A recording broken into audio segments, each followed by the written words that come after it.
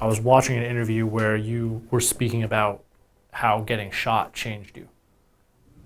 I mean, yeah, the second time I got shot, first time I got shot, I was more eager to get back at what happened to me, you know what I mean? Because it was like, I mean, I was younger, way younger. And the second time I had much more shit on the line. I had a daughter. I had the song Walk on Bomb. That shit was kind of popping. It was my first joint that really kind of started blowing out the water. I had people in my ear. And it was the second time that was happening to me. So anytime something happened to you twice, I always been like that. Like my mom always taught me to be like that. Like when I got caught selling dope for the third, fourth time, she just told me like, if you keep getting caught at it, you're not good at it. You feel me? Like if it's just something that you keep getting caught at, stop doing it. Do something different. You got to. You're not good at it. You keep getting caught. Feel me? So I keep getting shot. I guess I'm not good at that. I'm like, it's not good. So I'm not gonna keep doing it if it keep happening. So you think it was just because you had more More going on the line? Yeah. Yeah, and more people in my ear, more support, more, yeah. Back then, when I got shot when I was younger, it was more people telling me, like, the people I had around me, they was on some shit like, get back, feel me? It's who you got with you. Like, everybody make their own decisions, but if you're in a predicament where you kind of, like, got your back against the wall, whoever you really around, and that you, like, on some, bro, what should I mean, who you dependent on, like, or whoever your backbone is, like, you gonna go with their opinion, too, like, I mean, it's a big people don't really think that there's people that they're around be involved in their decisions, but they really do. I mean, it's really the people you're around. I mean, influence your decisions. Yeah, I mean, do you also think it's sort of a part of who you are that you were able to have that new perspective? Not just that you had more riding, that you had more on the line? Yeah. I think a lot, you feel me? Ever since I went to placement, I was like 15, I went to placement, they told me like, don't be letting people get to you and shit, you know what I mean? Like, don't let people take you off. Like, this one nigga told me in placement, he was a worker and shit. He like, I know you're a street dude and all that, like, fake it to make it. It was one of them little weird ass boot camps I had to deal with weird ass people. So he like, just fake it to make it, you know what I mean? Fit in. Just do what you gotta do and then get out. So I'm like, fake it to make it, right? So anytime I gotta install like, all right, I gotta chill for this because this is what's going on, I was always able to do it after that. Like, if somebody was ripping on me, like, he was getting me, he was tearing me up, like, that shit used to get to me when I was younger. Somebody was talking about me and shit like, damn, this nigga talking big shit on me. After placement, I knew how to deal with that. I had coping skills and shit after that. I'm like, if a nigga talking about me, it ain't nothing, you feel me? After that, I started dealing with everything like that. And one thing they told me too, think before you react.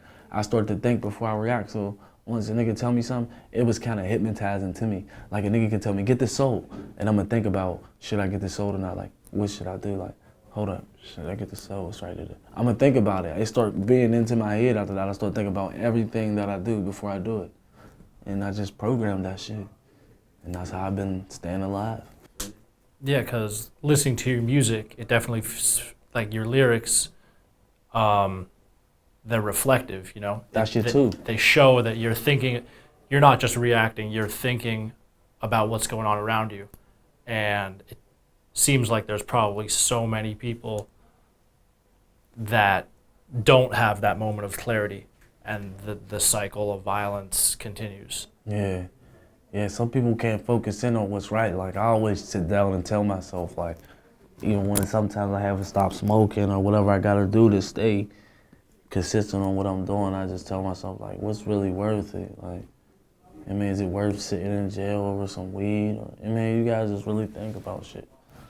And even though I'll be high, blasted, whatever I'm on, I still got time to think about it, because if I got time to pay for a bitch to pay for a bitch's journey to come to you or some shit, like, if you got time to pay for a bitch to come to you, or you got time to go eat with a bitch or something, then you got time to think about that.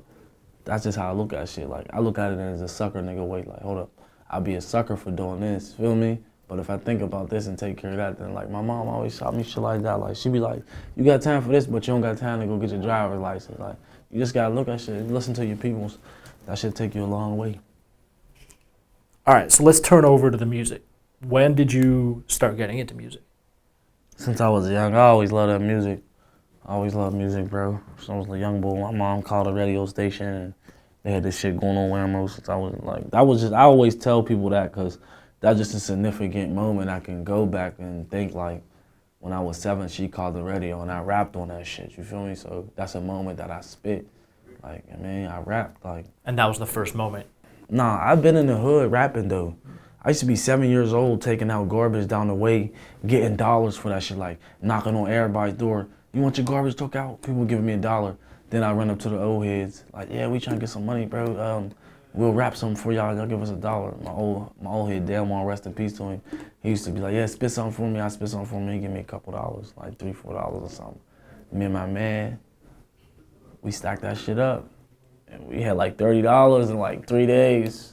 And man, we going to go get some little teacher. We did something with that shit. And that shit just showed me like, I mean, I love rapping. I just loved it, feel me? So you've been rapping from a really early age. Yeah, yeah. And my man actually that I was doing shit with, they was like that was his hood. Like I used to live up the street. I used to go down to his hood and rap and shit. But they was having like block parties and shit up there.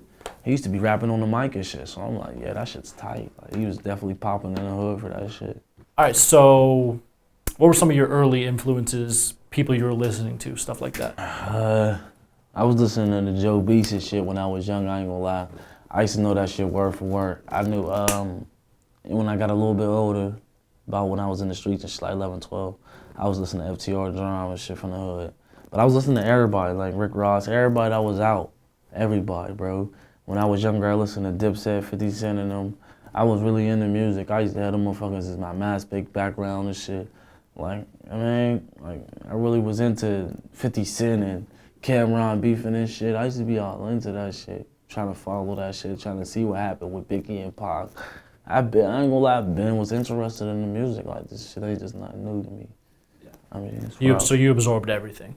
Yeah, I definitely did. And okay, so you're rapping from an early age. From TV and shit. TV is crazy, though. What was your first project, or like when did you first start recording? Oh, in the Hope Center. My first time ever recorded, like on some in a studio shit. It's this little church and shit that we couldn't cuss in. It was on Bedford Ave. That's my hood. Like, it was this church. My man from the hood was recording up there. When the first niggas recorded, we like, damn, where they doing that shit at? They had videos and everything. So like a year later, we finally got on that shit. We like, damn, it's this little building right here the whole time. Go in the building, they like, you can record, you can't cuss, no charge. Just a little free studio for the neighborhood. So we making songs. First we cussing and they making us take it out and we sneaking cuss words in there. Then we like, man, we gotta just go home and write. We gotta write some shit with no cuss words in it, but it's still hard. We write shit, burn the CDs, and we was just giving them motherfuckers as niggas in the hood or letting niggas listen to the CD that we had. And niggas was fucking with it a little bit. It wasn't nothing major though. It was just hood shit. Like we was putting that shit on the internet. It was WSG to FSR and shit. Shit was funny as hell, man. We really was on that shit.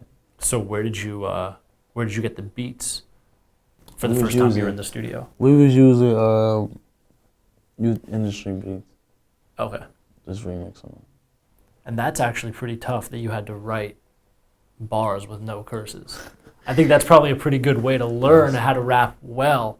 That's if how you I don't rap have to now. rely on too many curses. Yeah, like if you listen to something about music, I ain't all cussed out. Like I ain't just bitch this, bitch that, hold this, every line. I ain't like that on the songs for real. I really use bars, cause that's how I had to do, man. Yeah. Do you consider yourself a lyrical rapper?